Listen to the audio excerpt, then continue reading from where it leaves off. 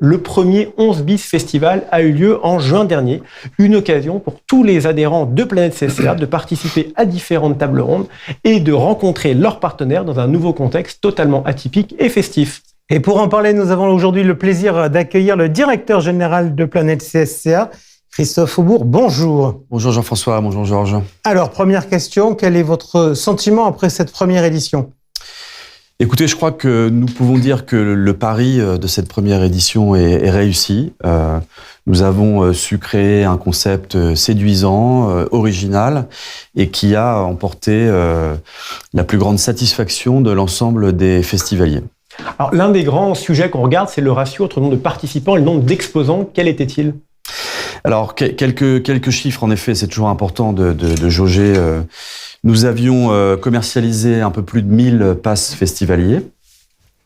Sur ces 1000 passes, 700 festivaliers étaient présents le jour du festival, dont un peu plus de 70% de courtiers. Donc, l'objectif, encore une fois, qui était d'avoir 3/4 de courtiers et le reste de partenaires et d'entreprises en compétition est parfaitement rempli avec cet équilibre qui était très important pour nous pour la réussite de l'événement. Donc 700 présents sur 1000 passes commercialisées.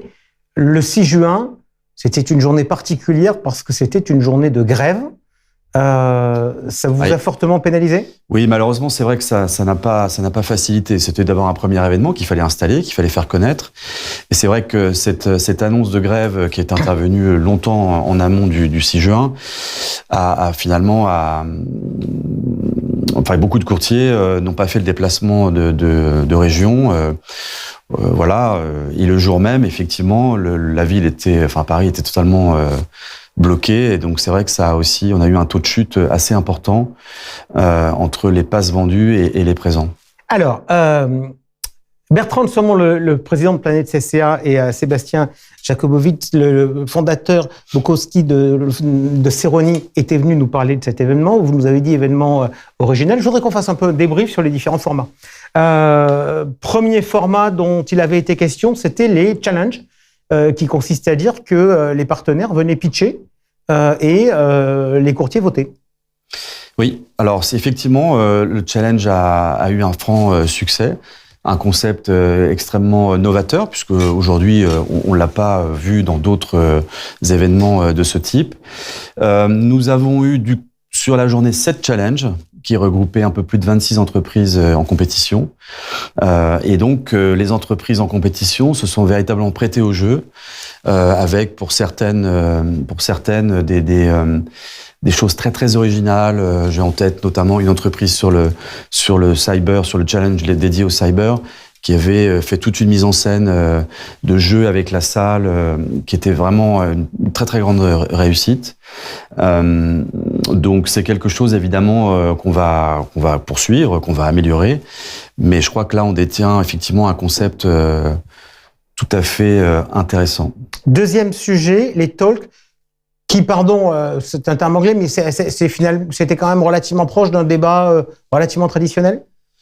Oui, alors nous avons eu 7 talks. Alors, on peut appeler ça des conférences, effectivement, en français. Je pense que ça serait la traduction la plus adéquate. L'objectif, au-delà de cet aspect opérationnel, business que l'on avait dans les challenges, était aussi d'avoir du contenu sur des thématiques d'actualité. Donc ces talks étaient là pour remplir cette ambition. Je pense que c'était moins novateur évidemment que les challenges, et donc ça a eu un petit peu moins de succès que les challenges. Donc on réfléchit pour la suite à faire évoluer un peu le modèle du Talks. Alors tout ça c'est du contenu entre guillemets, que ce soit sous forme de challenge ou sous forme de Talks. J'ai vu, parce que j'y suis allé, il y avait aussi des flippers. Oui, alors le lieu en fait était aussi une des clés importantes de ce festival, la Felicita, donc au cœur de la station F, qui est le plus grand incubateur de start-up en Europe. Mais c'est aussi une atmosphère, c'est-à-dire en termes de décoration, en termes de nourriture, et puis en termes aussi de ce qu'on pourrait appeler d'entertainment, c'est-à-dire des baby-foot, des flippers. Il nous manquait que le terrain de pétanque pour qu'on puisse s'entraîner pour... Contrôler votre titre. Pour conserver notre titre l'année prochaine. Mais blague à part, ça faisait aussi... C'était un élément clé aussi dans le concept. de dire on veut un événement qui soit business, on veut un événement qui soit professionnel, on veut un événement qui soit très qualitatif. Et de ce point de vue-là, ça a été très réussi puisque le fait d'être moins nombreux, vous jouez davantage sur la qualité que sur la quantité. Et on voulait effectivement un événement qui soit festif. Dans Festival, il y a festif. Et de ce point de vue-là également, je crois que ça a été une grande réussite. Et je crois que vous vouliez aussi un événement digital avec entre autres une application que j'ai utilisée. On pouvait prendre des rendez-vous, suivre le programme, faire beaucoup de choses. Oui. Du coup, est-ce que ce festival continue encore ? Alors déjà, l'application a très bien fonctionné, même si c'est un axe d'amélioration très clairement, mais on a un peu plus de 500 rendez-vous qui ont été pris le jour de l'événement via l'application.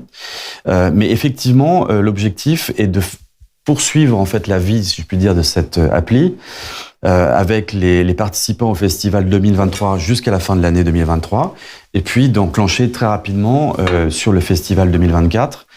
Et pour ceux qui avaient déjà assisté à l'édition 2023, ils n'auront pas les démarches de réinscription à faire. Donc il y a une fluidité qui va s'insérer, qui va s'installer sur l'appli.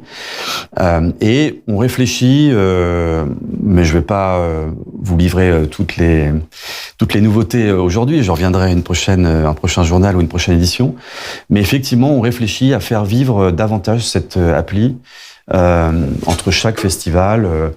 Par un certain nombre d'innovations qu'on annoncera très prochainement. Ok, je disais tout à l'heure en faisant le sommaire que la question que je vous poserai pour finir, ça serait stop ou encore, savoir si vous continuez le festival ou si vous ne le continuez pas. Vous venez un peu de me donner la réponse. A priori, vous êtes en train de travailler sur de nouveaux projets. Donc, je vais vous poser une autre question. Quand aura lieu la prochaine édition ? Alors effectivement, j'ai fait un peu de teasing. Il y a aucun doute. Très rapidement, le soir même de l'événement, le niveau de satisfaction des partenaires et de l'équipe d'organisation on s'est tout de suite projeté sur une édition 2024. Et au-delà, notre objectif, c'est véritablement d'installer cet événement dans le paysage du courtage, évidemment, et puis plus globalement dans l'assurance, comme l'événement de référence de la profession annuelle. Pour faire ça, il faut un concept. Je l'ai évoqué, je pense qu'on tient quelque chose de novateur et d'innovant et d'intéressant. Mais il faut aussi une unité de lieu. La Felicita, encore une fois, unanimement, je pense qu'on a l'espace qui convient pour ce type d'événement. Puis il faut une unité de temps également. Et donc, en 2024, le festival du courtage se tiendra le 6 juin, la même date, mais ce sera un jeudi, pour aussi éviter de se percuter avec d'autres événements qui avaient lieu en même temps. Alors, avec un peu de chance, nous n'aurons pas d'émeutes, de grèves ou que sais-je. Enfin, nous sommes en France, donc on peut toujours avoir des surprises. Mais en tout cas, on travaille d'arrache-pied pour cette édition 2024. Et nous serons prêts, dans le courant du mois de juillet ou au pire en début du mois de septembre pour démarrer la commercialisation, pour aller voir nos partenaires de cette année qui nous ont fait la gentillesse de nous faire confiance. Et donc, la plupart d'entre eux nous ont d'ailleurs déjà annoncé qu'ils repartiraient l'année prochaine. Et puis aller surtout séduire d'autres partenaires. Et là, de la même manière, nous avons déjà beaucoup de marques d'intention de s'associer cette année avec cet événement et évidemment augmenter le nombre de participants et le nombre de courtiers. Ça, c'est notre objectif prioritaire et je suis vraiment convaincu que nous réussirons et que cette édition 2024 sera un très grand cru. Ok, on note donc dans les agendas, c'est la première date qu'on va noter aujourd'hui, 6 juin 2024, pour le prochain épisode du 11 bis Festival. On reparlera d'ailleurs de dates à noter dans notre agenda avec Sonia Grenand tout à l'heure en fin d'émission sur les événements de la rentrée. Et tout de suite, c'est Impact RH.